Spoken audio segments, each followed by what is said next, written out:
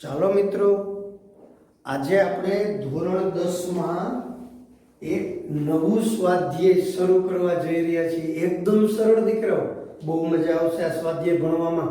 હા, 11-12 સાયન્સનું ચેપ્ટર છે અને સાવ પાયાથી આપણે સમજવાનું છે, સહેલું છે। રેડી? ક્લિયર દીકરાઓ?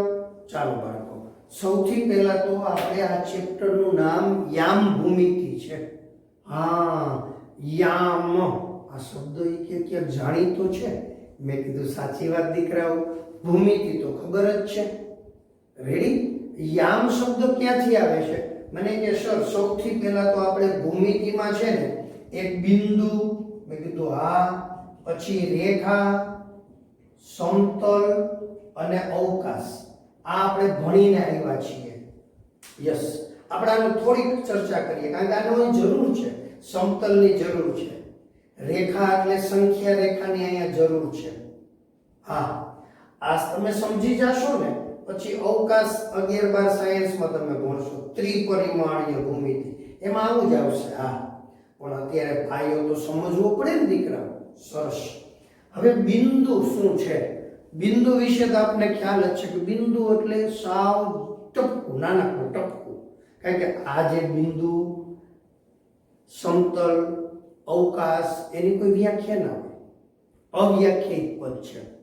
તો બિંદુ એ શું છે? તો કે આપણે છોલેલી પેન્સિલ, શાર્પ કરેલી પેન્સિલનો જે હવે ટોચનો ભાગ છે, એ આપણી જે પિન હોય, પિન એનો ટોચનો ભાગ, એને એટલે આપણે એને આવી રીતે દર્શાવતા હતા। રેડી? ટપકું। પછી એને જુદા જુદા નામથી દર્શાવતા હતા, યાદ છે આ બધું? હા, બિંદુ એ ટપકું, આમ ટપકું કરી નાખવાનું। હવે ટપકું, હવે મજા આવશે ભાઈ। ટપકું એ બિંદુનું મૂર્ત સ્વરૂપ છે। હા, આ શબ્દ બહુ મજા આવે એવો શબ્દ, મને બહુ ગમે સાહેબ આ શબ્દ। હા ચલ, તમને ગમવા લાગશે, જોજો। ટપકું એ બિંદુનું મૂર્ત સ્વરૂપ છે, એટલે આ। રેડી? ટપકું એ બિંદુ છે, પરંતુ બિંદુ એ ટપકું નથી। મને કે શું વાત કરો છો સાહેબ? એ તો મેં તમને વાત કરી હમણાં સરસ મજાની કે આ શબ્દ મને બહુ ગમે છે, એટલે તો મેં તમને અહીંથી ચાલુ કરાવ્યું છે। આ પાયો છે દીકરાઓ। ટપકું એ બિંદુ છે, પણ બિંદુ એ ટપકું નથી। મને કે સાહેબ, મેં કીધું બોલો બોલો, ચા પીધો છે? અરે મેં કીધું ભલા માણસ, આ વિડીયો લેક્ચર લેવા બેઠા હોય અમે તો કમ્પ્લીટ સવાલ જ નથી ને ભલા માણસ, લાગે છે ને તરો તાજા સાહેબ, એમ તાજા માજા હોય એમ લાગે છે ને, તો વાંધો નહીં, ત્યારે હું લંઘાઈ ગયેલો નહીં હોઉં મારા વાલા, તમે તો અનુભવ કરી ચૂક્યા છો। એક પણ લેક્ચરમાં મારો ચહેરો લંઘાઈ ગયેલો નહીં જોવા મળે। સમજાઈ ગયું? આવો પાછા। હવે આપણે અહીંયા વાત કરીએ, ટપકું એ બિંદુનું મૂર્ત સ્વરૂપ છે। મૂર્ત મને કે મરેલું, અરે મરેલું ને મૃત કહેવાય। આ મૂર્ત અને મૃત આ બે નહીં, જુદું છે। આ મૃત એટલે મરેલું, મૂર્ત, મૂર્ત એટલે મૂર્તિ, મૂર્તિ એટલે છબી, છબી એટલે તસવીર, તસવીર એટલે ફોટો। બોલો, મૂર્ત એટલે મૂર્તિ, મૂર્તિ એટલે છબી, છબી એટલે તસવીર, તસવીર એટલે ફોટો। મને કે મજા આવી, ચાલુ કરો, પાછી મજા આવી, મારી હારે હારે બોલવાનું ચાલુ કરો। મૂર્ત એટલે મૂર્તિ, મૂર્તિ એટલે છબી, છબી એટલે તસવીર, તસવીર એટલે ફોટો। હા, આ ટપકું છે એ બિંદુનો ફોટો છે। હવે સમજાણી આખી વાત? આ ટપકું એ બિંદુનો ફોટો છે। મૂર્ત એટલે મૂર્તિ, મૂર્તિ એટલે છબી, છબી એટલે તસવીર, તસવીર એટલે ફોટો। ક્લિયર? મજા આવી? હાલો પાછું ચાલુ કરો, એ કે આ તો મજા આવે છે। હાલો હાલો, મૂર્ત એટલે મૂર્તિ, મૂર્તિ એટલે છબી, છબી એટલે તસવીર, તસવીર એટલે ફોટો। હા, આ ફોટો છે। જેમ હવે આપણે અહીંયા ટપકું એ બિંદુ છે, પરંતુ બિંદુ એ ટપકું નથી। મને કે એટલે શું? મેં એ તો સમજવાનું છે। આ ટપકું છે એ બિંદુનો ફોટો છે। હવે તમે સમજો, સીધી ને સાદી બાબત, ભગવાનની જ વાત કરીએ આપણે. રેડી? ભગવાનનો ફોટો છે ગમે ત્યાં, ભગવાનનો ફોટો છે એટલે આપણે શું કહેવામાં આવે? આપણે નાના હતા ત્યારથી બેટા ભગવાન છે, જે કરો એટલે આપણે જે કરતા હતા. ફોટો છે એ ભગવાન છે, આપણે વાત કરી, કાં તો કે ભગવાનનો ફોટો છે. એમ આ બિંદુનું ફોટો છે. આ બિંદુનો ફોટો છે. ટપકું છે એ ફોટો છે, એટલે કે ટપકું એ બિંદુ છે, ફોટો એ ભગવાન છે. પણ ભગવાન એટલે જ ફોટો ના. હવે સમજાણી આખી વાત? ફોટો એ ભગવાન, એ ફાઇનલ. ફોટો છે ભગવાન છે, જે કર્યા. પણ ફોટો એટલે જ ભગવાન ના. એટલે કે બિંદુ એ ટપકું નથી. સમજાય છે? ફરીથી ધ્યાન દો.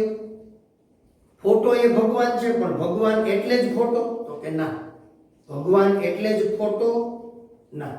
એ સમજવાનું છે. ટપકું એ બિંદુ છે, પણ બિંદુ એ ટપકું નથી. હવે આપણે એક ટપકું, એને એક પણ પરિમાણ નથી. હવે પાછું ચાલુ થાય છે, મજા આવે. પરિમાણ ટપકું છે, એને એક પણ પરિમાણ નથી. પરિમાણ એટલે શું? લંબાઈ, પહોળાઈ, ઊંચાઈ, એને પરિમાણ કહેવાય. ટપકું છે એને કોઈ જાતનું કંઈ પરિમાણ જ નથી, એટલે આનું પરિમાણ છે 0. પછી રેખા છે એ શું છે? તો કે અસંખ્ય બિંદુઓની હારબંધ ગોઠવણી. આવા એકની બાજુમાં બીજું બિંદુ, બીજાની બાજુ ત્રીજું, ત્રીજા બિંદુની બાજુ ચોથું. મને કે પાંચમું ન આવે, મેં કીધું ચોથું હોય પછી એને બાધી પડે નંબર, એટલે ચોથું, પાંચમું, છઠ્ઠું આમ બિંદુ આવી હારબંધ અનંત સુધી આમ જાય, અનંત સુધી આમ જાય, એને કહેવાય રેખા. એટલે એને એક પરિમાણ છે અને એક છે. રેખાને એક પરિમાણ છે, લંબાઈ છે. શું છે? લંબાઈ. આમ અનંત સુધી જાય, આમ અનંત સુધી જાય. હવે આપણે વાત કરવાની છે રેખાને એક પરિમાણ છે એટલે અનંત સુધી જાય છે આ રેખા, આપણને ખબર છે. હવે એ રેખામાં અસંખ્ય બિંદુ આવેલા હોય, મેં હમણાં દોરેલા. રેખા એ અસંખ્ય બિંદુઓનો ગણ છે. આમાં અસંખ્ય બિંદુ આવેલા છે. હવે આ અસંખ્ય બિંદુઓને આપણે શું કરી શકીએ?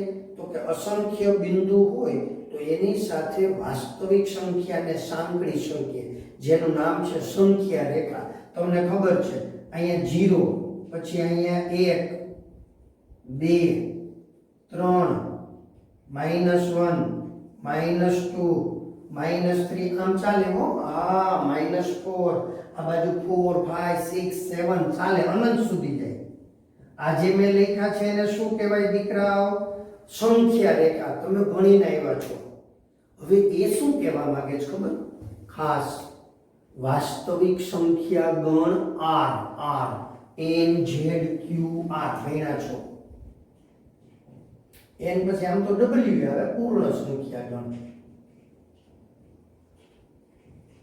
N W Z Q અને R.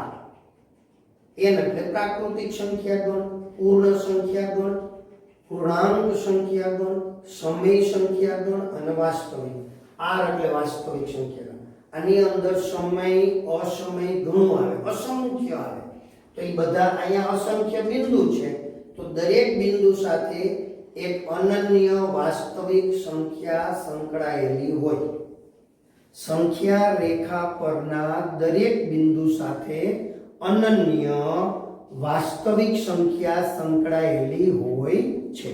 હવે આપણે એમ કહેવામાં આવે કે અહીંયા જે બિંદુ છે એ બિંદુને આપણે A નામ આપીએ, અહીંયા જે બિંદુ છે એને નામ આપીએ B. તો A, તો એને બોલવાનું A ને સંગત સંખ્યા 4, આમ બોલવાનું. B ને સંગત સંખ્યા -2. હવે એમની વચ્ચેનો આપણે અંતર ગોતવાનું છે. અંતર અહીંયા અને અહીંયા એમની વચ્ચેનું અંતર આપણે ગોતવાનું છે. એકદમ સરળ દીકરાઓ, તમને ખબર જ છે. તમારા ઘરેથી શાળાનું અંતર અથવા તો શાળાએથી ઘરનું અંતર, આવા અંતર શબ્દથી તો પરિચિત છો તમે. આપણે ઉપલેટાથી રાજકોટ જવું હોય તો ઉપલેટાથી રાજકોટ જવા માટેનો જે રસ્તો છે નેશનલ હાઈવે, એના ઉપર ચાલીએ આપણે તો 110 કિલોમીટર થાય. તો રાજકોટથી આપણે ઉપલેટા આવીએ તો શું થાય? તો એમનું વચ્ચેનું અંતર પણ 100 થાય, 110 જ થાય. ઉપલેટાથી રાજકોટ 110, તો રાજકોટથી ઉપલેટાનું અંતર પણ 110 જ થાય દીકરાઓ. તમે આગળ જશો ભણશો ત્યાં તમારે સદિશ રાશિ અને અદિશ રાશિ ભણવાની આવશે. વિજ્ઞાનમાં અત્યારે આવી જ ગઈ છે તમારે સદિશ અને અદિશ. બસ એમાં સ્થાનાંતરની વાત હોય, બરાબર, અંતર અને સ્થાનાંતર. એમ અત્યારે માત્ર આપણે અંતરની વાત છે. ઉપલેટાથી રાજકોટનું અંતર 110 કિલોમીટર, રાજકોટથી ઉપલેટાનું અંતર 110 કિલોમીટર. એમાં -110 ન થાય. ક્લિયર દીકરાઓ? તો હવે A થી B સુધીનું અંતર બોલો કે B થી A સુધીનું અંતર બોલો, સરખું જ થવાનું છે. ઉપલેટાથી રાજકોટ જાઓ કે રાજકોટથી ઉપલેટા, હા રસ્તો એને જ હોવો જોઈએ. રસ્તો બદલી જાય, અંતર બદલી જાય. ચાલો હવે અહીંથી આપણે અહીં સુધીનું અંતર જોતું હોય તો અહીંથી આપણે આવીએ આમ, આ 1 2 3 4 5 અને 6. અંતર કેટલું થયું? તો 6 એકમ અંતર થયું. 6 એકમ અંતર થયું. હવે દીકરાઓ આપણે આના માટે અંતર મેળવવા માટે, શું મેળવવા માટે? અંતર મેળવવા માટે આ એક જ પરિમાણ હોય, એક જ પરિમાણ હોય એટલે કે રેખા એક જ પરિમાણ હોય તો એનું એક સ્પેશિયલ સૂત્ર હતું. હા, સ્પેશિયલ સૂત્ર હતું. કયું? ખાસ ધ્યાન દેજો ભાઈ.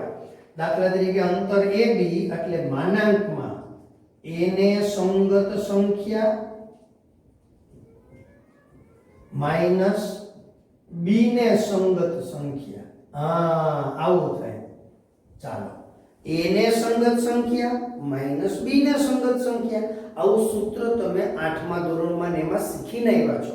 અહીંયા હા મને કે સાહેબ ઊભા બે લીટા કર્યા એને શું કહેવાય? અરે મેં કીધું ભલા માણસ, એને માનાંક કહેવાય.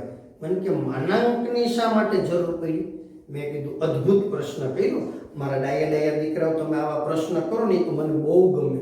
મને કે અમે કોઈ પ્રશ્ન જ નથી કર્યો, લે ઓલું બોલતો હતો. મેં કીધું તું ભાઈ બોલમાં વાલા, તમે જ પ્રશ્ન કર્યો તો એ તો મને ખબર પડી. મને કે વિડીયો લેક્ચરમાં થોડીક એવી કંઈ ખબર પડે. મેં કીધું ભલા માણસ 25 વર્ષથી ભણાવીએ છીએ તો તમે કેવા કેવા પ્રશ્નો તમારા મગજમાં ઉદ્ભવે એ અમને ખબર પડી ગઈ હોય એટલે પછી તમને બોલવા જ ના દઈએ. એની પહેલા જ અમે અહીંયા એ બધું સમજાવી દઈએ. બોલો, આ કોકના મગજમાં આવું છપાણું હોય ને કે આમ બે લીટા શેના છે, ઊભા થાંભલા શેના ભાઈ? મેં કીધું માનાંકના. અને કે માનાંક શા માટે આવ્યો? હવે એનો જવાબ આપીએ છીએ. દીકરાઓ, અંતર હંમેશા કેવું હોય? અનઋણ હોય. મને કે ધન હોય. અરે ધન નહીં દીકરાઓ, અંતર હંમેશા અનઋણ હોય. આપને ખબર છે ઋણ, શૂન્ય, ધન. સંખ્યા કેટલા પ્રકારની? 3 સ્વરૂપ. ઋણ હોય, શૂન્ય હોય, ધન હોય. ઋણ, શૂન્ય, ધન. જોયું? વાઈફાઈ થી કનેક્ટ કર્યું. ઋણ, શૂન્ય, ધન. હા, ઋણ હોઈ શકે, શૂન્ય હોય અને ધન હોય. હવે ઋણ નથી એમ કહે તો એ શૂન્ય અને ધન હોઈ શકે. શૂન્ય નથી એમ કહે તો ઋણ અને ધન હોય. ધન નથી એમ કહે તો એ ઋણ અને શૂન્ય હોય. તમને ખબર? આવી જ રીતે માણસોના પણ 3 પ્રકાર છે: ડાયો, ગાંડો, દોડડાયો. ડાયો, ગાંડો, દોડડાયો. હા, આપણે કઈ ડાયો નથી તો એનો મીનિંગ એવો નહીં ગાંડો જ હોય, એ દોડડાયો હોય. ગાંડો નથી એનો મીનિંગ કે ડાયો હોઈ શકે અથવા દોડડાયો હોઈ શકે. આપણે એમ કે દોડડાયો નથી તો એ ગાંડોય હોય, ડાયો હોય. ગાંડો, ડાયો, દોડડાયો. યાદ આવી ગયું? ડાયો, ગાંડો, દોડડાયો. આવડી જાય? એ કે આવડી જાય. હાલો, એટલે આ માનાંક છે એની શા માટે જરૂર પડી? તો કે અંતર હંમેશા અનઋણ હોય. અનઋણ હોય. અનઋણ એટલે ઋણ નથી. શૂન્ય હોઈ શકે અને ધન પણ હોઈ શકે. એટલે શૂન્ય ક્યાં હોય ખબર? ઉપલેટામાં અંતર 0 કહેવાય. પણ કે એમ કેમ? ઉપલેટામાં ને ઉપલેટામાં રિક્ષામાં જાય તો રિક્ષાવાળા તો 20 રૂપિયા લે. મેં કીધું સાચી વાત. એકવાર મેં કીધું બસમાં બેસવાનું, એસટી બસમાં. પછી કંડક્ટર સાહેબ આવે, ટીંગ ટીંગ ટંકોરી વગાડે એટલે ડ્રાઈવર સાહેબ શું કરે, ગાડી બસ ચલાવે. પછી કંડક્ટર સાહેબ ટિકિટ લેતા લેતા આપણા સુધી પહોંચે. આપણે કહેવાનું એક ઉપલેટા. એટલે કંડક્ટર સાહેબ પૂછે હે, આપણે કહેવાનું એક ઉપલેટા. એટલે કંડક્ટર સાહેબ આમ બસમાં જોવે, જોર તો ખરાય કે ગાંડો એક બસમાં આવી છે. પછી શું કરે ખબર કે ભલા માણસ આ ઉપલેટા જ છે, હાલો ઉતરી જાઓ. ડિંગ ડોંગ બેલ વગાડે એટલે વળી પાછા ડ્રાઈવર સાહેબ છે બસ ઊભી રાખે, આ ભાઈ ઉતારી. ઉપલેટામાં ભાઈએ ટિકિટ લીધી તો કે ના લીધી. નથી લીધી એનો મિનિંગ શું થયું તો કે એને અંતર 0 ગયું છે એમ વિચારવાનું હોય. બાકી તમને મને ખબર છે સિટી બસમાં જાય તો એક સ્ટોપે ઉતરે ત્યાં એને પૈસા ચૂકવવા પડે, રિક્ષામાં જાય તો ચૂકવવા પડે. પણ આ તો ખાલી ઉદાહરણ જસ્ટ સમજાવ્યું છે કે એસટી બસમાં બેહીને કહેતા નહીં, અમારા સાહેબ કહેતા હતા આવું. તમારા સાહેબે તમને ખાલી ઉદાહરણ દઈને સમજાવ્યું છે. હવે ક્લિયર? ક્યાંક તમે ન્યા ધડબડાટી બોલવાનો વિડીયો બતાવો, જુઓ તો ઈવડે એ વિચારમાં આપણી જાય કે આ સાહેબ ક્યાં છે, આપણે ગોતવા જોઈએ આ સાહેબને. ક્લિયર દીકરાઓ? પાછા એટલે અનઋણ હોય, ઋણ ન હોય, શૂન્ય હોય અથવા ધન હોય એટલે માનાનું. એને સંગત સંખ્યા ઓછા બી ને સંગત સંખ્યા. પછી ગણિતના ખબર હતી, સમજ્યા કે આ બધા આળસુ જાજા આપણે બધા. એટલે એને શું કહ્યું, નવું સૂત્ર દીધું આમાંથી ને આમાંથી. નકર તમે બધા શું કરો, સંખ્યાને ઉડાડો. બોલવામાં તો આપણે શું બોલીએ, એ બી બરાબર એને સંગત ઓછા બી ને સંગત. સંખ્યા ઉડાડી નાખી. વળી પાછા 10 વરસ થાત ને નવું સૂત્ર આવત, એ બી બરાબર એને ઓછા બી ને, એટલે એને સંગતે ઉડાડે. પછી તો આપણે તમને ખબર જ છે ને ઉડાડી નાખીએ. એ બી બરાબર એ ઓછા બી. એટલે ગણિતે પહેલેથી જ નવું સૂત્ર દઈ દીધું, આમ એ ઓછા બી. એટલે સમજી લેવાનું કે એને સંગત હોય ને એને સ્મોલ એ કહેવાય, બી ને સંગત હોય એને સ્મોલ બી કહેવાય. એટલે એને સંગત કોણ છે આમાં? 4. પછી માઇનસ એટલે માઇનસ. બી ને સંગત કોણ છે? -2. જો અહીંયા ધ્યાન દેવાનું, આ બહુ કાળજી લેવાની છે. આ બધું આવડવું જોઈએ, પ્રાઇમરી છે. એટલે 4 + 2 મન કે 14 + 21. અરે ભલા માણસ, આ બે તો છે. 4 + 2 એટલે 6. મન કે 161. મેં કીધું ઓલા ઊભા બે થાંભલાની લંબાઈ તને ઊંચી દેખાતી નથી? એ કે દેખાય છે ને. મેં તો પછી 161 કેમ વાંચું છું? મને કે ખાલી હમસતા વાંચું લે. ચાલો 6. હવે ધન છે એટલે ધન પૂરું થયું 6. તો આપણે અહીંથી જોયું હતું 1 2 3 4 5 અને 6. આવી જવાબ. આમ દાખલો થાય. આ મજા આવી, આ સૂત્ર મજા. એની હમણાં મારે જરૂરિયાત છે એટલા માટે આ બધું પાયો શીખવાડું છું. તમને એમ થાય સાહેબે આ વળી શું ચાલુ કર્યું? ભલા માણસ, આ જરૂર છે હમણાં. હવે એક જ અક્ષ ઉપર હોય એટલે કે રેખા, સંખ્યા રેખા પર હોય તો આપણે એને આ સૂત્ર વાપરીશું. ટૂંકમાં આને સંગત સંખ્યા ઓછા આને સંગત સંખ્યા. ક્લિયર? સમજાય છે? તો કે હા સર. હવે જુઓ, આપણે એ બી બોલો કે બી એ બોલો, આ બે વાત કેવી છે? એકદમ સરખી છે, એકદમ સરખી. એટલે હવે આ સંખ્યા રેખાની ખબર પડી ગઈ, આ રેખાની ખબર પડી ગઈ. એ બી અને બી એ બે સરખા. આ અંતર છે દીકરાઓ, કેપિટલ અક્ષરથી દર્શાવાય છે. હા, આ એ બી એમની વચ્ચે ગુણાકાર નથી. આ A B is not equal to A B. આ એ બી છે એ બિંદુ એ અને બી વચ્ચેનું અંતર દર્શાવે છે.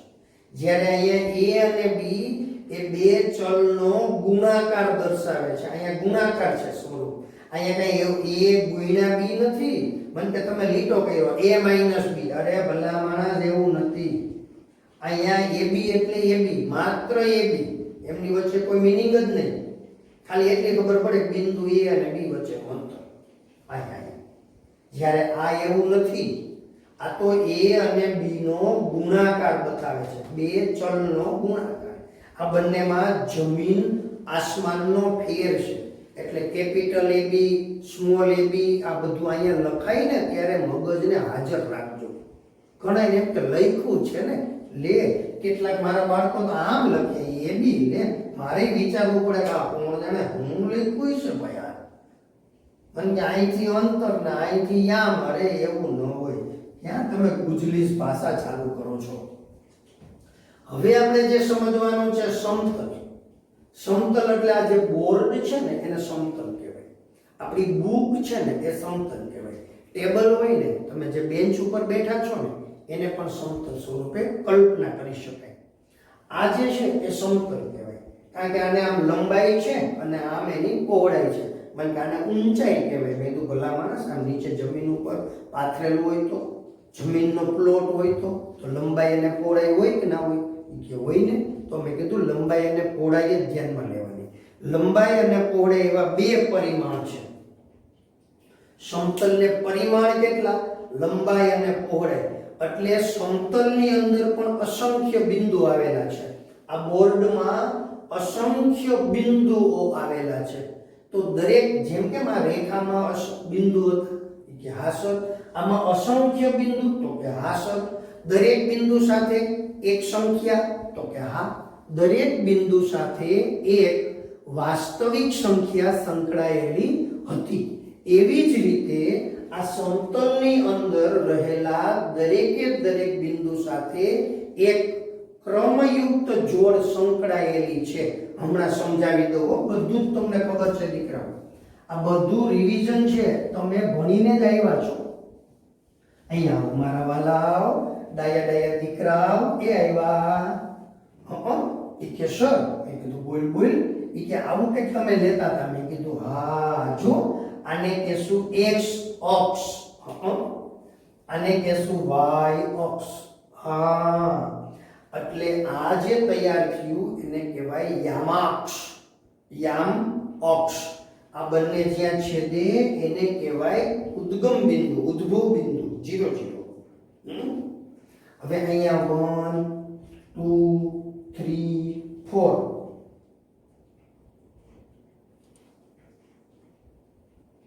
મને કે તમે શું આમ મન પડે માપ લીધા વિના કરો છો? મેં કીધું ભલા માણસ, આની અંદર તો કઈ એવી જરૂરિયાત મારે તો થાય નહીં, શક્ય નથી ને ગ્રાફ. તમારી પાસે ગ્રાફ બુકનો તમને અનુભવ છે. ક્લિયર દીકરાઓ? આને કયું ચરણ કહેવાય? તો કે પહેલું. કે અમને આવડે છે. પહેલું ચરણ, બીજું ચરણ, ત્રીજું ચરણ અને ચોથું ચરણ. પહેલા ચરણમાં શું હોય? તો કે x, આ x છે ધન છે, આ y છે ધન છે. x અક્ષ, y અક્ષ. હા, ક્રમયુક્ત જોડ. તમને કોઈ પણ બિંદુ હોય એને આમ દર્શાવવામાં આવે, ખબર? 3 2. બસ. ઓલું શું હતું અહીંયા? અહીંયા આપણે આમ લીધું હતું ને, એને સંગત કોણ? 4. એમ અહીંયા સંગત શબ્દ નહીં બોલવાનું. p બિંદુના યામ, p બિંદુના યામ. અહીંયા શું બોલતા હતા? એને સંગત સંખ્યા 4. અહીંયા શું બોલે? p બિંદુના યામ. હવે અહીંયા જે બિંદુઓ છે દીકરાઓ, અસંખ્ય બિંદુઓ છે. દરેક બિંદુ માટે આવી આપણને જોડ મળે. હવે આ 3 2 છે ને, એમાં પહેલું સ્થાન છે x નું હોય, બીજું સ્થાન y નું હોય, y અક્ષનું હોય. એટલે x અક્ષમાં તમારે 3, તો કે 1 2 ને 3. x અક્ષનો 3 એટલે આ આખો લીટો હોય. એમાં અવાજ આવે. રાજમાર્ગ કહેવાય. અહીંયા હોય ને, આ બધું x હોય ને એને આપણે રાજમાર્ગ બોલશું. પછી આ 2 એને y અક્ષ કહેવાય. y અક્ષમાં 2 ક્યાં છે? તો કે 1 અને 2. અહીંયા તો એને ગલી કહેવાય, શેરી કહેવાય. આ રાજમાર્ગ છે ને, આમ જવાનું, આમ, અને આ ગલીમાંથી નીકળવાનું. ધીંગ દઈને ભટકાય, ધીંગ અવાજ આવે. તમને ખબર, એકવાર એવું જ થયું હતું. એક ભાઈ છે ને, એક ભાઈ સીડી ઉપરથી બોલો પડ્યા, અવાજ એવો ભપ. કોકે પૂછ્યું, એલા શું થયું? એ કે કાંઈ નહીં, કપડાં પડ્યા. તો ઓલો ભાઈ કે એલા કપડાં પડે એમાં એટલો બધો અવાજ? એ કે ભેગો હુંય હતો. બોલો આવું કીધું એને, એ કે ભેગો હુંય હતો. કઈ ચાલો, એટલે અહીંથી આમ જવાનું રાજમાર્ગ ઉપર, અહીંથી આમ આ જે બિંદુ મળે ઈ બિંદુના યામ થયા 3 2. યાદ આવી ગયું? હવે આપણે ખબર હોવી જોઈએ 3 2 is not equal to 2 3. જો આ બધું શીખીને આવ્યા છે. 3 2 અને 2 3 સરખા નથી. શા માટે? આનો મીનિંગ શું થયું? એનો x યામ 2 છે, y યામ 3 છે, એટલે આપણે બીજા નંબરના રાજમાર્ગમાં દોડવાનું આમ, અને ત્રીજા નંબરની ગલીમાંથી નીકળવાનું. એટલે આ બિંદુ આ 3 2 છે, આ 2 3 છે. આ બધું જ તમે શીખીને આવ્યા છો. હું ખાલી રિવિઝન કરાવું છું દીકરા. તા તો બેઠો બેઠો કે અમને નથી શીખવાડ્યું. મેં કીધું એલા 9માં શીખવાડ્યું હતું મને, કે હું અહીંયા નહોતો ભણતો તમારી પાસે. મેં તો ભલે ને મારી પાસે ન ભણતો હોય, બીજા શિક્ષક પાસે ભણતો તો ત્યાં એને શીખવાડ્યું હોય, તે ધ્યાન નહીં દીધું હોય મારા વાલા. કે એવું હોય છે સાહેબ, બાકી મેં તો હું નહીં કરવાનું. રેડી દીકરાઓ? ચાલો આવી જાઓ. આ બિંદુ અને આ બિંદુ જુદું છે દીકરાઓ. તો હવે તમને ખબર પડી ગઈ કે ભાઈ આ યામ સમતલમાં કોઈ પણ બિંદુને દર્શાવવા આવા યામ હોય, એટલે આ યામની વાત ચાલુ થઈ. યામ ભૂમિતિ. હમણાં જ મેં તમને અંતર માપવાનું કીધું, તો યામ ભૂમિતિ એટલે કે હવે મારે આ બે, આને હું p કહું અને q ને 2 3 કહું. હવે મારે આ બંને વચ્ચેનું અંતર માપવું હોય તો મને કે વેરી સિમ્પલ. કેમ? એ કે ફૂટપટ્ટીથી માપી લેવાય. આને કોણ સમજાવે? કઈ બધી દાખલામાં ગમે તે દાખલામાં ફૂટપટ્ટી લઈને જ દોડવાનું. મને કે એ બહુ હેલું પડે. મેં કીધું ભલા માણસ તું જરાક પોરો ખા. પોરો એટલે વિકામો. બોલો આપણને પાટે ચડાવે. એ ફૂટપટ્ટી લઈને માપી લેવાય. ઉપાધિ જ નહીં. એક્ઝેક્ટ આવે પાછો તો આપણને શિકામણ આપે. એ કે એક્ઝેક્ટ આવે ને લે, એવું ન કરે મારા વાલાઓ. એના માટે ગણિતે એક સૂત્ર આપ્યું છે. શું આપ્યું છે? સૂત્ર. હવે એ સૂત્ર આપણે સમજવાનું છે. એકદમ સરળ છે દીકરાઓ. ગણિતે આપેલું સૂત્ર આપણે સમજવાનું છે અને એકદમ સહેલું, જેને નામ આપશું અંતર સૂત્ર. ક્લિયર? સમજાય છે? ચાલો આટલું લઈ લ્યો. ચાલો બાળકો, હવે આપણે જે મેઇન ટોપિક આપણો તે શરૂ કરીએ છીએ. અંતર સૂત્ર. અંતર સૂત્ર એટલે કે a અને b વચ્ચેનું અંતર મેળવવું છે. હમણાં જ આપણે વાત કરી કે કોઈ પણ બિંદુ યામ સમતલમાં હોય એટલે એને શું હોય? તો કે એના યામ હોય. હમણાં જ મેં લખેલા હતા 3 2, યાદ છે? એને હવે આપણે કહેશું xy.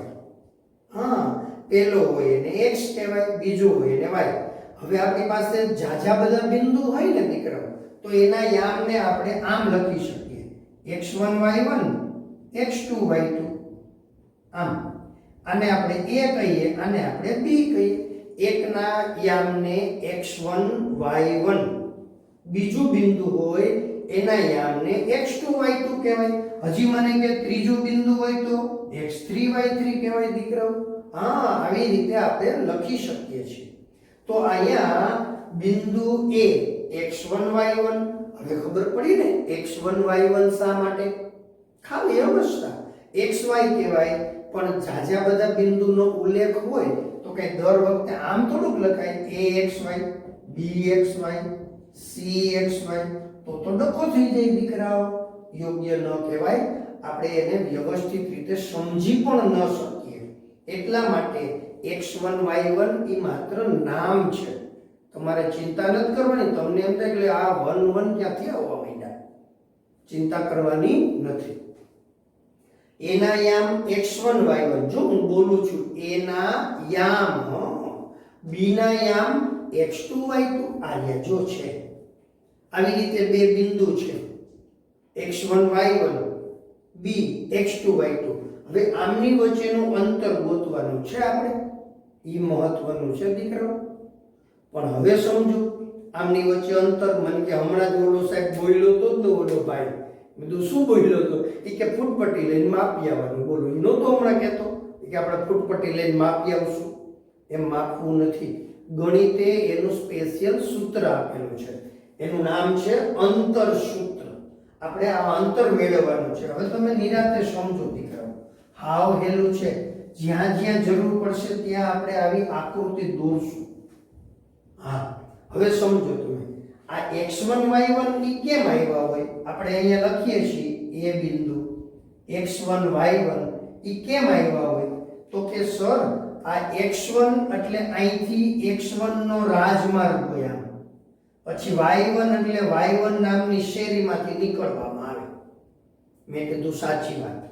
તો અહીંયા જે છે ને એને કહેવાય x1, પછી 0 ખાસ, કારણ કે x અક્ષ ઉપર હોય ને ત્યાં y આમ 0 હોય, આને કહેવાય 0y1. હા, આ બિંદુને શું કહેવાય? 0y1.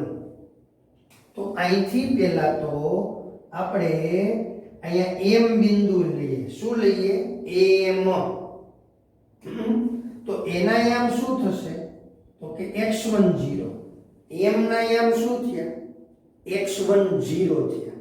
હવે એવી જ રીતે અહીંથી આપણે n થયા, એના યામ શું થયા? x2 0. હવે ખબર પડે છે ને કે હા સર. હવે એવી જ રીતે અહીંથી આપણે આમ આવીએ, આમ, એટલે એને નામ આપીએ m ડેશ. m ડેશ એના યામ શું થશે? 0y1. 0y1 શા માટે? y અક્ષ પર છે. y અક્ષ પર હોય એનો x યામ 0 હોય, આપને ખબર છે. હા, અને x અહીંયા હંમેશા પહેલા જ લખાય. x નું સ્થાન પહેલા જ છે, એટલે 0y1. એવી જ રીતે અહીંથી આપણે આમ આવીએ, ચાલો એને નામ આપીએ n ડેશ. તો એના યામ શું થાય? 0y2. જોયું તમે? ખ્યાલ આવે છે? હવે આ પણ આપણે ખબર હોય કે આ આખા કોણ ગમે ત્યાં જાય ને એમાં એનો x યામ કોણ હશે? x1. આમાં ગમે ત્યાં જાય એનો x યામ શું હશે? x2. આમાં ગમે ત્યાં જઈએ એનો y યામ કોણ હશે? y1. અહીંયા આ શેરીમાં ગમે ત્યાં જાય, હા, એ શેરીને શું કહેવાય? એ આખી શેરી આગળ હોય એનું જી નામ હોય, પાછું છેલ્લે હોય એનું નામ હોય, એવા જ નામ હોય. કઈ એક મકાન પૂરતું કઈ શેરીનું નામ ના હોય. આપણે એમ કહી કે આદર્શ શેરી એટલે આમથી શરૂ થઈને જ્યાં પૂરી થતી હોય એ આખી શેરીને આદર્શ શેરી કહેવાય. હા હા, હવે એટલી તો ખબર પડે ને તમને. કઈ પેલું મકાન હોય એને એકને જ આદર્શ શેરી કહેવાય એવું ના હોય, છેલ્લે હોય એને કે નામ બીજું એવું ન હોય દીકરાઓ. ક્લિયર? એટલે આ જે છે એ આખું હોય એને y2 કહેવાય. તો હવે મારા વાત સાંભળો ભાઈ. જો અહીંથી હું આમ કરું છું, અહીંયા હું O બિંદુ લઉં છું, તો O બિંદુના યામ શું મળશે? સીધી લીટી શા માટે કરી ખબર? મારે અહીંયા 90 નો ખૂણો તૈયાર કરવો છે. હા, 90 નો ખૂણો તૈયાર. O બિંદુ, તો એના યામ શું થશે? x2. આના યામ y1. જો આ બિંદુ જરૂર નથી, તો ખાલી વાત છે. હવે તમને અહીંયા આ ત્રિકોણ દેખાઈ ગયું કે હા આ બધું મેં જે કઈ લીધું છે એ સમજાઈ ગયું? તો કે હા સર, આપણે આની કઈ જરૂર નથી, આ તો સમજાવું છું. હવે સીધે સીધું ભાઈ સાંભળો તો. આની કઈ જરૂર છે નહીં દીકરાઓ. ત્રિકોણ AOB માટે માપ ખૂણો O 90. હવે કાટખૂણો હોય તો આપણે 10મા ધોરણમાં અને 9મામાં, 10મામાં તો આવશે પણ 9મા ધોરણમાં પણ તમે શીખા છો પાયથાગોરસના પ્રમેય મુજબ. બાળકો, આવી રીતે કાટકોણ ત્રિકોણ હોય તો પાયથાગોરસ બાપા એક નિયમ આપી ગયા છે. બહુ સરસ નિયમ છે, અદ્ભુત નિયમ આપી ગયા. શું આપ્યો ખબર? કાટકોણ ત્રિકોણમાં કાટખૂણો બનાવતી બે બાજુઓના માપના વર્ગોનો સરવાળો કર્ણના માપના વર્ગ બરાબર હોય. એટલે આને કહેવાય કર્ણ. એટલે આનો વર્ગ વત્તા આનો વર્ગ બરાબર કર્ણનો વર્ગ. હા, એ ઓ બી એટલે એનો મીનિંગ શું થયું આનો વર્ગ વત્તા આનો વર્ગ બરાબર આનો વર્ગ તો આપણે લખી નાખીએ ab સ્ક્વેર બરાબર oa સ્ક્વેર વત્તા ob સ્ક્વેર આ મહત્વનું છે આનો વર્ગ વત્તા મારા વાલાઓ હમણાં જ મેં તમને સમજાવ્યું આમ છે એનો મીનિંગ શું થયો આ વર્ગ છે એ વાસ્તવમાં આ બંનેને મળે છે આ અલગ અલગ છે નહીં આ OB એક જ આઈટમ છે એક જ વસ્તુ છે અંતર છે એવું નથી આમ હોય ને તો જુદું થાય તો આને મળે ને આને મળે આમાં ને આમાં જમીન આસમાનનો ફેર છે તો તમે વિચારશો ઘણા તો હું વિચારે ખબર કે આ વર્ગ માત્ર a ને મળે છે ના અહીંયા વર્ગ માત્ર b ને મળે છે ના મન કે તો બેયને મળે છે મેં તો બેય નહીં આમ તો એકને જ મળે છે પણ એ બે ભેગા થાય એને એક આઈટમ કહેવાય અંતર કહેવાય આ એક જ ને ઓએ વર્ગ એ હકીકતમાં આમ છે હવે સમજાઈ ગયું અને આનો મીનિંગ આવો નથી પાછો ઘણા આનો મીનિંગ આવો કરે ઓ વર્ગ એ વર્ગ એટલે આ અહીંથી આ સાચું પણ અહીંથી આ ખોટું અહીંથી આ ખોટું છે હવે સમજાઈ ગયું પાયથાગોરસ બાપાને ઓળખો છો તો કે હા એના નિયમો હવે તમે સમજો OA એટલે મારી માટે આ OA છે તો દીકરાઓ આ જે તમને આકૃતિ દેખાય છે ને એ લંબચોરસ હોય કેવી હોય કારણ કે અહીંયા 90 નો ખૂણો છે અહીંયા 90 નો ખૂણો છે અહીંયા પણ 90 નો ખૂણો છે ત્રણ ખૂણા 90 ના હોય તો ચોથો ખૂણો આપમેળે 90 અંશ થાય એટલે લંબચોરસ હોય તો સામેની બાજુ સરખી એટલે OA બોલો કે MN બોલો સરખા એટલે અહીંયા તમે MN એનો બોલો હા OB એટલે આ છે M ડેશ N ડેશ હમણાં પૂરું થઈ જશે બહુ સહેલું છે દીકરા OB એટલે આ એટલે આ કારણ કે આ લંબચોરસ છે એમાં સામેની બાજુ સરખી થાય હવે સમજીએ દીકરા હવે મારે ખાલી આટલું જ સમજાવવું છે તમને અને એમ કહેશું અને એમ એ તો x અક્ષ અને y અક્ષ ભેગા થઈ અને યામ સમતલ થતું હતું એટલે આવું જરૂર હતું હવે અહીંયા તો માત્ર આને સંગત સંખ્યા x1 છે આને સંગત સંખ્યા x2 છે દીકરા તો આ તો કે હમણાં જ તમે પેલું સમજાયું હતું અંતર સૂત્ર આનું અંતર સૂત્ર આપણે સમજી ગયા હતા યાદ છે માનાંકમાં શું બોલતા હતા તો કે m ને સંગત સંખ્યા માઈનસ n ને સંગત સંખ્યા યાદ આવે છે a ને સંગત માઈનસ b ને સંગત પછી સંખ્યા આપણે ઉડાડ નાખ્યું હતું સંગતે ઉડાડી a માઈનસ b કર્યા હતા એમ અહીંયા શું થશે હાવ એન mn એટલે કોણ તો કે x1 માઈનસ x2 આમ થાય x1 માઈનસ x2 એ તો તમે આમ બોલો કે આમ બોલો માનાંક છે એટલે ક્યાં પ્રશ્ન જ છે હવે એવી જ રીતે m ડેશ n ડેશ એ પણ આ જ છે આ એટલે આમાં આ તો ટૂંકમાં આડો લીટો હતો એને બદલે ઊભો લીટો થયો એમાં શું ફેર પડે ભલા માણસ ટૂંકમાં આખ્યાકું હતું ને એને દ્વિચલ એટલે કે આમ યામ x યામ y યામ દ્વિપરિમાણ કહેશું આને દ્વિપરિમાણ પણ આવું સિંગલ હોય એ રેખા છે એમ આ પણ એક રેખા છે દીકરો આ રેખા છે એટલે એને સિંગલ પરિમાણ કહેવાય સિંગલ પરિમાણ હોય એટલે એનું અંતર પણ આમ જ થાય y1 માઈનસ y2 અને એનો વર્ગ આવી રીતે બસ હવે પૂરું થઈ ગયું દીકરાઓ હવે માનાંકનું કામ શું હતું તો કે ઋણ હોય એને ધન કરે ધન હોય એને ધન જ રાખે તો વર્ગ છે એ પણ એવું જ કામ કરે છે ને ઋણ હોય એને ધન કરી નાખે ધન હોય એને ધન રાખે એટલે માનાંક હોય અને ઉપર વર્ગ હોય તો પછી માનાંકની કાંઈ જરૂર રહેતી નથી સમજાય છે કોના જેવી વાત કરીએ હાવ સીધી સરળ આપણે ઘરે બિલાડી પાડેલી હોય બિલાડી એક નાની બિલાડી હોય એક મોટી બિલાડી હોય એના માટે આપણે એક નાનકડું ખોખાનું ઘર બનાવી દઈએ તો એમાં જે દરવાજો મૂકવાનો હોય એ આપણે એક મોટો દરવાજો મૂકીએ એટલે ચાલે. એવું ન હોય કે નાની બિલ્લી માટે નાનો દરવાજો, મોટી બિલાડી માટે મોટો દરવાજો, એવી જરૂરિયાત રહે નહીં. સેમ વન આ છે. માનાંકના જે ગુણધર્મ છે એની ઉપર સ્ક્વેર આવે છે, તો માનાંકના ગુણધર્મો ઓટોમેટિક આમાં ઉમેરાયેલા છે, એટલે પછી માનાંકની જરૂર રહેતી નથી. સમજો હું જે બોલું છું એ. બિલાડીને મોટો ગેટ કરી દીધો, એમાંથી મોટી બિલાડી પણ પસાર થઈ શકે અને નાની બિલાડી પણ પસાર થઈ શકે. તો કઈ નાની બિલાડી માટે નાનો ગેટ બનાવવો પડે દીકરાઓ? વ્યાજબી કહેવાય? ન કહેવાય. એમ અહીંયા માનાંકની હવે જરૂર જ નથી. માનાંકની શા માટે જરૂર નથી? ઉપર વર્ગ છે એટલે જરૂર નથી. ચાલો, આ ખાલી તમને સમજાવું છું દીકરાવા. આ બધું 11-12 સાયન્સનું કામનું છે. ત્યાંની વાત જુદી છે.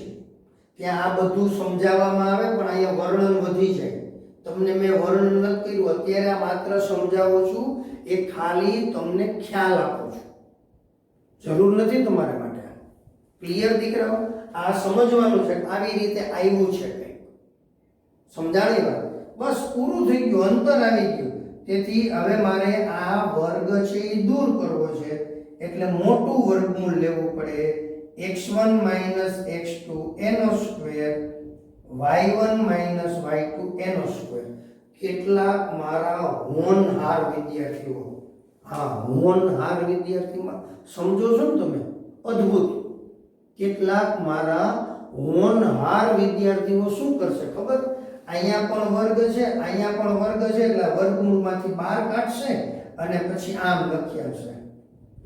આ ઈ કે બસ આ જવાબ લે. એટલે આ જવાબ નથી, અહીંથી આ લખી શકાય નહીં. ગણિત ખોટું પડે દીકરાઓ. આ વર્ગ વર્ગ વચ્ચે વત્તા છે, વત્તા છે એટલે ન ચાલે. તો કાલ સવારે તમે આમ લખો 13 નું વર્ગમૂળ, મને કે 13 નું વર્ગમૂળ ન મળે, તો મારો દીકરો આને આમ લખે 9 + 4. હાલે ને? 13 એટલે શું? 9 + 4. હવે 9 નું વર્ગમૂળ મારો દીકરો કે 3, આનું વર્ગમૂળ તો કે 2, 3 ને 2 5, વર્ગમૂળ 13 એટલે 5. આવું હાલે કોઈ દી? હા, અહીંથી આ સાચું, પણ આ જે સ્ટેપ લખ્યું છે અહીંથી આ એવું લખી શકાય નહીં. અહીંથી અહીંયા ગણિત ખોટું પડે દીકરા. સરવાળા બાદબાકી હોય તો વર્ગમૂળ ડાયરેક્ટ ન નીકળે. એમ અહીંયા પ્લસ છે એટલે આ વર્ગ અને આ વર્ગ અહીંથી વર્ગમૂળ સાથે દૂર ન થાય, એટલે આવું ન થાય. ક્યારેય આવું વિચારતા નહીં મારા વાલાઓ. આ તમને સમજાઈ ગયું કે આ સર આ અંતર છે એને શું કહેશું? હવે આપણે ગુજરાતીમાં બોલશું. આપણે અંતર કેમ મેળવવાનું? તો કે એક શ્યામની બાદબાકીનો વર્ગ, એક શ્યામની બાદબાકી નો વર્ગ, બાદબાકીનો વર્ગ વત્તા y યામની બાદબાકીનો વર્ગ, y યામની બાદબાકીનો વર્ગ એનો વર્ગમૂળ.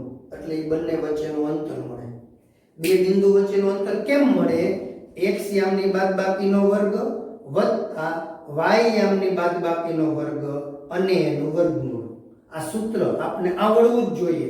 AB √ x1 - x2 નો સ્ક્વેર પ્લસ y1 - y2 નો સ્ક્વેર. આ સૂત્ર આપણને આવડવું જોઈએ અને જોઈએ જ.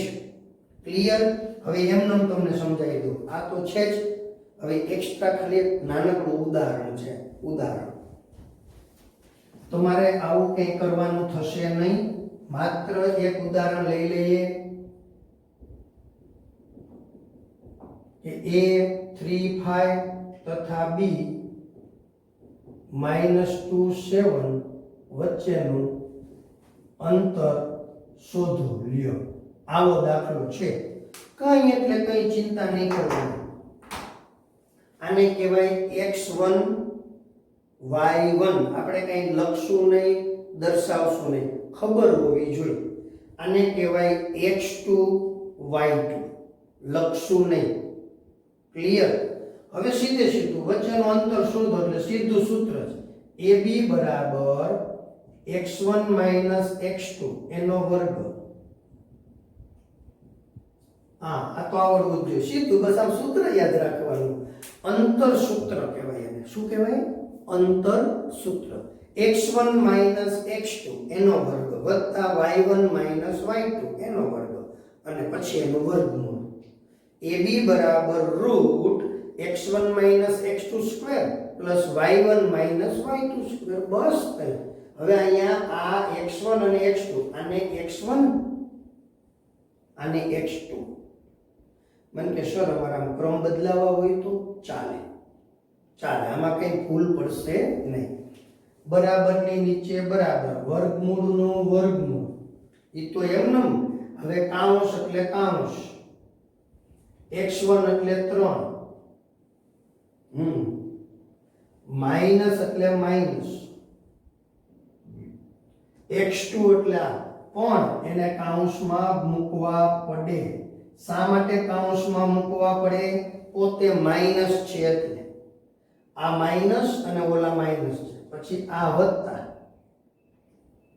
કાઉંસ એટલે કાઉંસ, y1 એટલે આ 5, માઇનસ એટલે માઇનસ, y2 એટલે 7. બોલો, આટલું સરળ છે.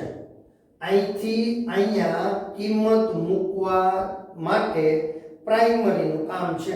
પ્રાઇમરી ધોરણો આ ચોથા પાંચમા ત્રીજા બાળકોને કયો ને, ધોરણના બાળકોને, એટલે તમને જવાબ આપે આવું છે.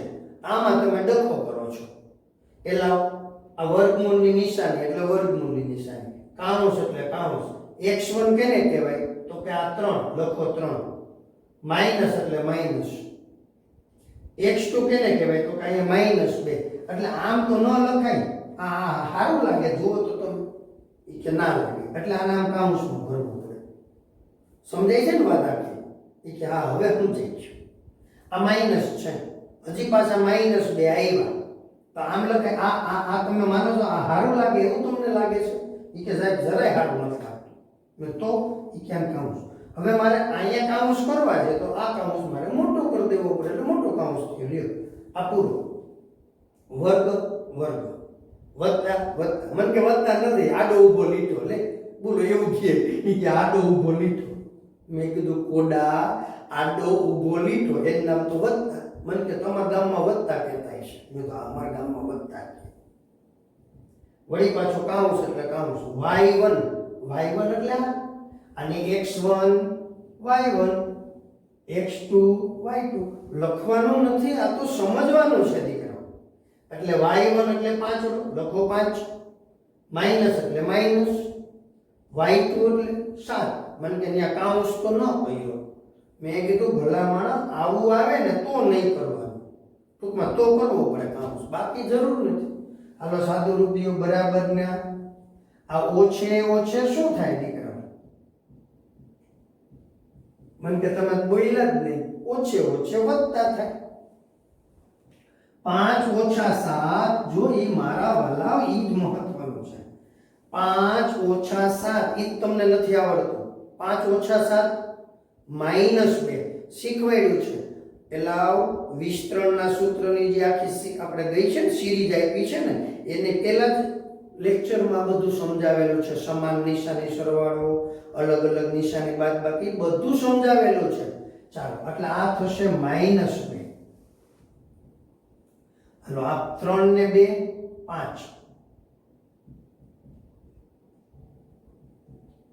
હાલો આ કેટલા થયા? 5 નો વર્ગ 25, 2 નો વર્ગ 4. એટલે શું થયું? બસ આ જવાબ આવી ગયો, કારણ કે આનું વર્ગમૂળ મળતું નથી. 25 + 4 એટલે 29, વર્ગમૂળ 29. બોલો, આનો જવાબ મળતો નહોતો. એટલે કે જવાબ નહોતો મળતો એટલે કે વર્ગમૂળ નહોતું મળતું, તો આને જવાબ કહી દેવાનો. એટલે 29 નું વર્ગમૂળ ક્યારે આવે છે? 14.5 ન થાય. 29 નું વર્ગમૂળ મળે નહીં, 30 નું મળે નહીં, 30 નું 15. મેં કીધું હું છે ભલા માણસ, 30 નું વર્ગમૂળ મળે? મને કે 30 નું ન મળે તો તું તો કહેશો 30 નું વર્ગમૂળ 15 ન થાય. હો દીકરા, આ જવાબ બસ આવી જ રીતે દાખલા ગણવાના. બરાબરની નીચે બરાબર, આ એ બી અહીંયા છેલ્લે લખવાના અને સરસ મજાની રીતે આપણે વર્ગમૂળની નિશાની મૂકવાની. આ તો ખાલી મેં તમને એક્સ્ટ્રા દાખલો દીધો છે. તો આવો જ સ્વાધ્યાય 7.1 નો પહેલો દાખલો આવી જ રીતે ગણવાનો છે. ક્લિયર? હવે આ બધું જે લેક્ચર છે એ નોટબુકમાં ઉતારવાનું છે. મેં જેટલું લખાયો છે બોર્ડ ઉપર એ બધું સમજાવ્યું છે, બધું નોટમાં લખી જવાનું છે. આ લેક્ચરમાં આપણે ભલે કે દાખલો નથી કર્યો, આ એક દાખલો ગણ્યો છે, પણ એ તમારે તમારી નોટબુકમાં આ બધું લેક્ચર ઉતારવાનો છે. ક્લિયર? ચાલો હવે 7.1 નો પહેલો દાખલો આપણે જોશું, પણ પહેલા એટલું તમે સ્ક્રીનશોટ લઈ લો દીકરાઓ.